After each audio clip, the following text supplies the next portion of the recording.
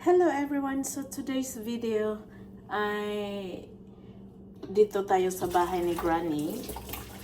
Tapos na siyang kumain. Ako, naka Starbucks na ako kanina. Kaya ang binaon ko na lang is egg. Dito ko na siya niluto. Nagbaon ako ng egg sa bag. So, ito yun. Naka-Starbucks na ako kanina ng ham and Swiss croissant. So, I'm not that hungry. Kaya, ito lang ang ila-lunch ko ngayon. So, kahit sabi ng employer ko na I can eat anything what I want here, minsan lang ako sumasabay kung ano yung kinakain ni Lola. Like, bagel, kasi masarap yung bagel ni Grandma, cheese. Minsan may plain bagel, minsanan lang kung feel ko lang mag-join kung ano yung nasa menu ni Lola. Pero most of the time nagbabaon talaga ako. Pero yung Starbucks coffee ko, palagi akong libre dito.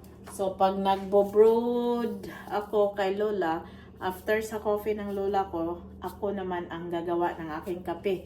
But today, I'm not gonna make it kasi nga naka-coffee na ako sa Starbucks. So, ito na lang ang kakainin ko. Boiled egg. Lagyan natin ng asin at saka hot sauce. O, diba? Ako ang may-ari ng kusina ni Lola. Daytime, Monday to Friday. O, narinig nyo yun. Nag-iingay. Tapos na yun nag-breakfast. So, meaning, kunin ko na yung kinainan niya.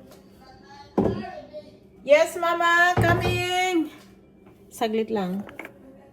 Kasi magdanap na yan siya after niya kumain. Alright, coming! So, ito lang ang kakainin ko ngayon since naka-Starbucks na ako kanina.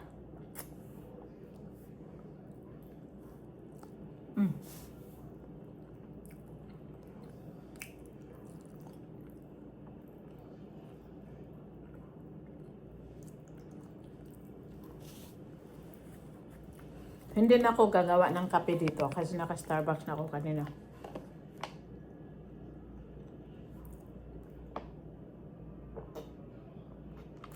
Yun lang ang ating life update for today's vlog.